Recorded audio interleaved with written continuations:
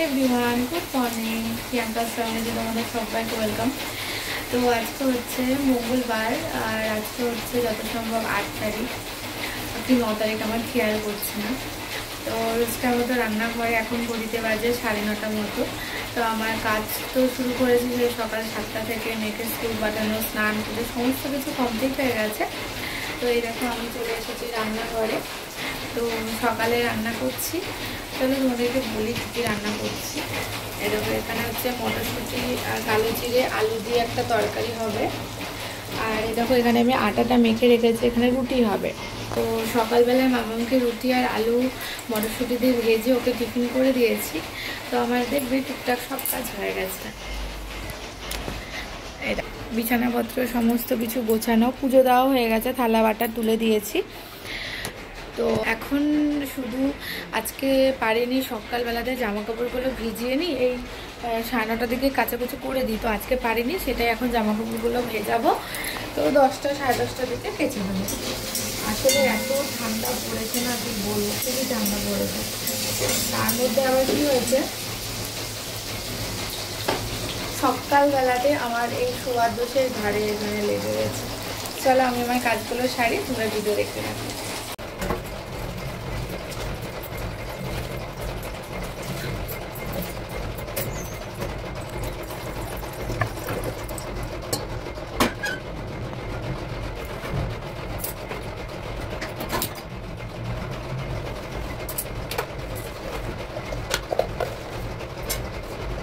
চোখ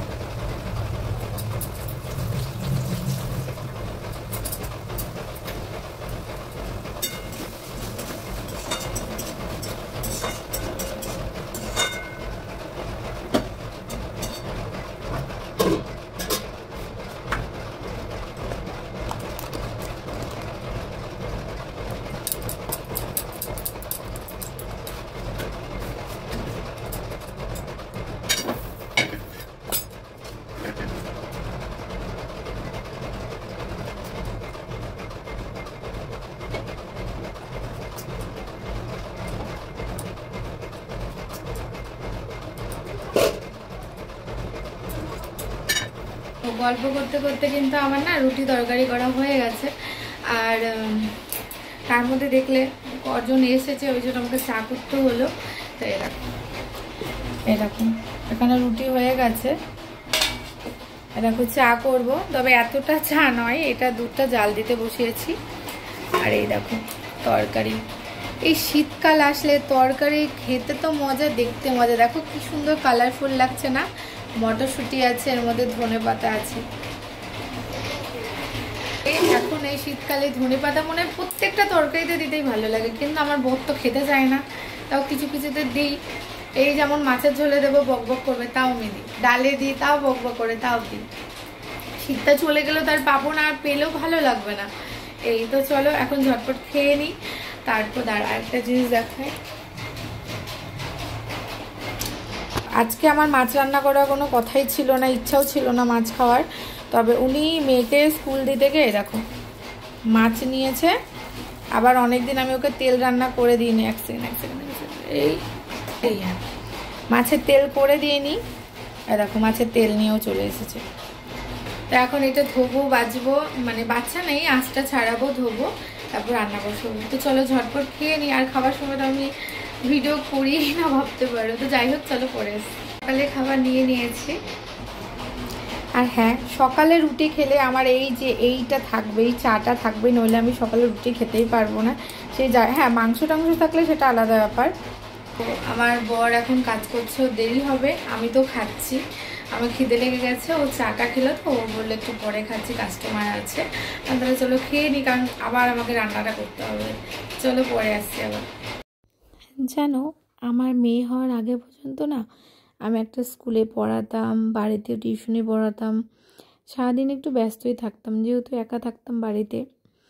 তারপর আমি যখন মাম্মাম যখন আমি জানতে পারি আমার মাম্মাম হবে, তখন না চাইলেও আমাকে সব কিছু ছেড়ে দিতে হয়, কারণ ও আগে আমার সব কিছু। এই জন্যই রান্না তো করেই ফেলেছি, আর গ্যাস ট্যাস পুরো পরিষ্কার মুছে নিয়েছি, আর ঘর ধরো ঝাড়টা দিয়ে নিয়েছি, গুছিয়ে নিয়েছি। দেখো আমার মাম্মাম একটু খেলা করলো, খেলা করে স্নান করিয়ে দিলাম। এখন একটু এই যে চিকু বান্টি দেখছে, তো রোজ স্নান করার পর ওকে একটু দিই, স্ক্রিন টাইম টিভিটাই একটুখানি দেখে, কারণ আমি স্নান করতে যাবো, কারণ ওকে তো কিছুটা একটা ব্যস্ত রাখতে হবে। আমার বাড়িতে কেউ নেই বা কাউকে দিয়ে খেলতে পাঠাতেও পারবো না, তো এই জন্য কালকে যেহেতু ওর বাবা ছিল, ও বাইরে গিয়ে অনেকক্ষণ দুপুর 2টো পর্যন্ত খেলা করে এসছে।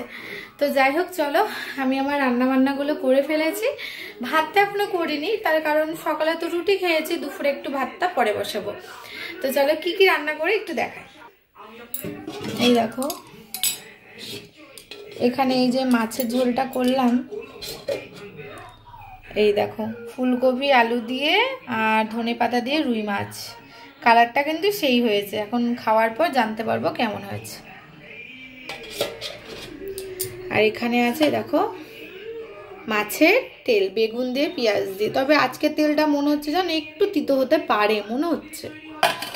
আর এই দেখো কালকে রাত্রে একটু ভাতও আছে। হাতটা ধোবো, চলো এখন আমি আমার কাজগুলো করি, তারপর পরে আসি।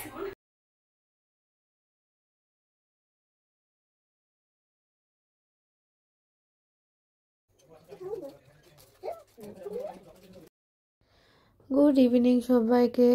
তো এই যে সন্ধ্যা টন্ধা দিয়ে চলে এসেছি আমি চা করতে, কারণ কিছু মানুষ এসেছে, তাদের জন্য চা করবো। আর এই দেখো ফ্ল্যাক্সে গরম জল করে রেখেও দিয়েছি, আর এদিকে আমার মাম্মামের জন্য খাবার তৈরি করছি। আজকে ওকে একটু দেবো সুজি, সুজিটা ভালোবাসে মোটামুটি, খুব একটা ভালোবাসে না, কিন্তু খাওয়াই সুজিটা খাওয়া ভালো, সেজন্য মাঝে মাঝে আমি ওকে করে দিই। আর জানো আজকে সন্ধ্যেবেলায় 5:30টার সময় উঠেছি বিকেলে, তাও না সব কিছু যেন দেরি হয়ে গেছে। ওর খাবার খাওয়াতে খাওয়াতে ম্যাম চলে এসেছে, যেটা আমার কোনোদিনই হয় না জানো তো। আমি সবসময় চেষ্টা করি মামামকে পড়াতে আসে যে ম্যাম, সেই ম্যাম আসার আগে আমি ওকে পুরো খাইয়ে দাইয়ে রেডি করিয়ে দিই, কারণ যে পড়াতে আসছে বা যিনি আসছেন সে যেন একটা মিনিটও তার জন্য বসে না থাকে। আমার এই জিনিসটা খুব খারাপ লাগে। স্টুডেন্ট অপেক্ষা করুক ঠিক আছে, কিন্তু টিচার যেন অপেক্ষা না করে, এই জন্য সবসময় আমি তাই করি। কিন্তু কি বলবো, হয় না, যেদিন ভাবি যে তাড়াতাড়ি সব কিছু হয়ে গেছে, সেদিনই দেখবে কোনো না কোনো কারণে দেরি হয়, সত্যিই তাই। আমার মামা আমাকে খাওয়াতে গিয়ে দেরি হয়ে গেছিলো, তাও যাক, নিজের কাছে নিজের খারাপ লাগে এটাই। তো এই যে সুজি করছিলাম, আর বাইরে কজন এসেছিলো, চা করতে হলো, এই করতে গিয়ে না দেরি হয়ে গেছে। আর এই তাড়াহুড়োতে আমার মেয়ের সুজিটাও একটু বেশি ভাজা হয়ে গেছিলো জানো। Good evening. বলো না বাবা, ভাতও খাবো না, বাবা খাই দেবে। Good evening. তো ঘড়িতে বাজে রাত 9:15। কি হচ্ছে এটা, দাঁড়াও। তো বসে আছি, ভাত বসিয়েছি, শুধু ভাত করলেই হবে, তরকারি সব আছে, মাছ আছে। আর পড়িয়ে গেছে মাম্মামকেও 8:10-15 সময়। তারপর আমি বেরিয়েছিলাম বলতে, মাম্মাম একটু অঙ্কিতাদের বাড়ি গেল, তো আমার নাইটিও কেনা ছিল, সামনে দোকানেই আমি নাইটি কিনি, ওই দোকানে ভালো ভালো নাইটি পাওয়া যায়, তো নিয়ে এসেছি। আর এই বসেই আছে, এখন ভাতটা হয়ে গেলে মেয়েকে খাওয়াবো, তারপর নিজেরা খাওয়া দাওয়া করবো, বিছানা করবো, শুয়ে পড়বো। তো তোমাদেরকে যেটা বলার, এরকম এই চাদরটা দেখছো, এটা কিন্তু আমার শাশুড়ি মায়ের চাদর, আর আমার শ্বশুরমশাইয়েরও একটা চাদর আছে, অনেক দিনকার চাদর। আমার বিয়ে এই 13 তারিখ আসলে 8 বছর পূর্ণ হয়ে যাবে। তো 8 বছর ধরে চাদর, তারও অনেক অনেক আগেকার চাদর এটা। তো আমি এই চাদর প্রত্যেক, ভীষণ গরম, আগেকার দিনে চাদর বলে না ভীষণ গরম, আমি এটা প্রত্যেকবার গায়ে দিই। ভীষণ গরম আর অনেকটা বড়, আমি আবার ভালো করে কেচে ধুয়ে রেখে দিই। আর আমার শ্বশুরমশাইয়ের যে চাদরটা, ওটা আমার বর গায়ে দেয়, ওটাও ভীষণ বড়, খুব গরম। আমার এত চাদর থাকতেও না বাড়িতে আমি এই চাদরগুলো গায়ে দিই। আলাদা একটা ইয়ে আছে, স্মৃতি। কিছুই তো পাইনি আমি বাড়ির বউ হয়ে, আদর ভালোবাসা কিছুই না, এই ছোট্ট ছোট্ট স্মৃতিগুলোই ভালো লাগে। এটুকুই ভাবলাম চলো তোমাদের সাথে একটু শেয়ার করি।